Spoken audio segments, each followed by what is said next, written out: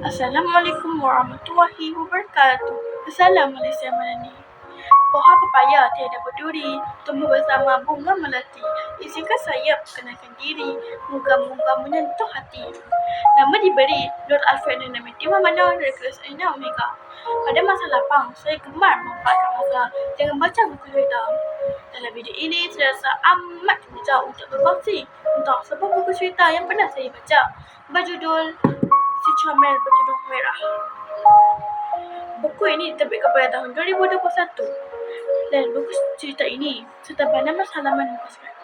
Ayo bersama saya kita mengamati dan mendalami buku cerita ini dengan lebih dekat lagi.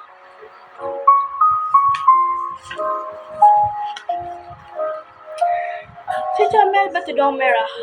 Pada suatu masa dahulu, ada seorang gadis comel. Dia suka memakai baju tutup kepala yang berwarna merah. Jadi ibunya memanggilnya si Comel Bertudung Merah. Pada suatu hari, ibunya berkata, "Sayang, nenek kamu tidak sihat.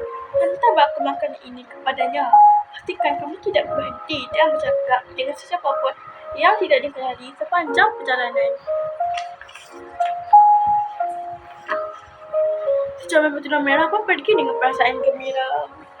Ketika si Comel Bertudung Merah membersihkan, dia nampak beberapa pokok bunga yang cantik. Dia berhenti seketika untuk memetik bunga-bunga itu. Dia lupa langsung amaran ibunya tadi. Rupanya, sang serigala sedang mengintai si Comel Bertudung Merah. Sang serigala pun mendekatinya. "Hai gadis comel, kemana kamu mahu pergi?" kata sang serigala. "Saya mahu pergi ke rumah nenek saya. Dia sedang sakit," jawab si Comel Bertudung Merah. "Oh kasihan, di manakah dia tinggal?" kata sang serigala lagi. Si Comel Bertudung Merah pun memberitahu jalan ke rumah nenek kepada sang serigala. Selepas mendapat semua maklumat, sang serigala pun pergi dari situ. Sang serigala mula merancang sesuatu. Dia terus pergi ke rumah nenek dan menekan loceng. Ting! "Siapakah yang datang?" tanya nenek. "Ini saya, si Comel Bertudung Merah," jawab sang serigala dengan meniru suara si Comel Bertudung Merah. "Masuklah sayang, pintu tidak kunci," kata nenek. Serigala pun masuk ke dalam rumah nenek.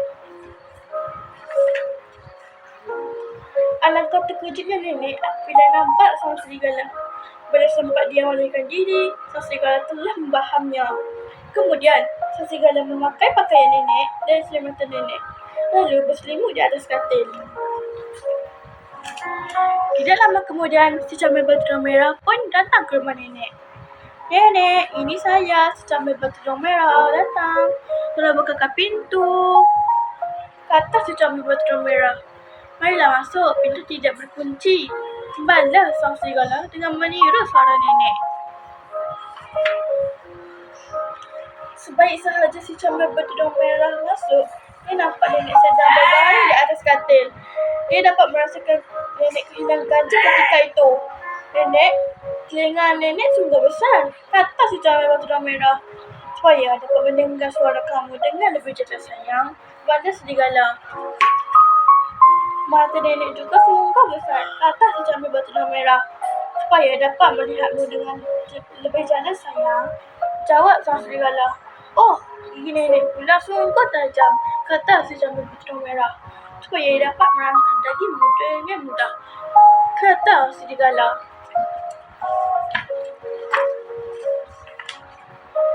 Tanpa membuang masa, sang serigala bingkas dari katil lalu membahas gadis comel itu. Setelah kenyang, sang serigala mengantuk. Sang serigala pun tidur di atas katil nenek. Sejurus kemudian, si pemburu jalan di hadapan rumah nenek. Dia dengar dengkuran yang kuat dari tingkat rumah nenek. Dia pun menjenguk ke dalam untuk melihat siapa yang berdengkur itu. Alangkah terkejutnya si pemburu apabila nampak sang serigala sedang tidur. Tambah terkejutnya lagi apabila perut sang serigala kelihatan lebih besar dari yang lain. "Agaknya serigala itu sudah makan nenek. Saya mesti lakukan sesuatu," kata si pemburu. Si pemburu pun masuk ke dalam rumah nenek, lalu memotong perut sang serigala. Maka keluarlah nenek dan si comel bertudung merah dari perut serigala. Nasib baik mereka masih hidup. Kemudian mereka masukkan batu ke dalam perut-perut serigala. Akhir sekali, si pemburu menjahit semula perut sang serigala. Tidak lama kemudian, sang serigala bangun dan meninggalkan rumah nenek. Ketika sang serigala memanjat bukit, sang serigala hilang keseimbangan. Ini kerana batu-batu di dalam perutnya sangat berat. Sang serigala pun tergolek lalu mati. Kemudian si comel bertudung merah dan nenek berasa lega. Si pemburu mengingatkan nenek untuk sentiasa mengunci pintu. Ini kerana nenek tinggal bersendirian di rumah. Selepas pembersihan, dia pun pergi dari situ. Pada pendapat saya, gaya penulisan karya ini sangat menarik dan mudah dipahami. Penggunaan bahasa yang digunakan telah memudahkan pelajar seperti saya untuk membaca sudahan karya dihasilkan ini. Dengan ini berakhirlah kisah tentang si comel bertudung merah dari saya.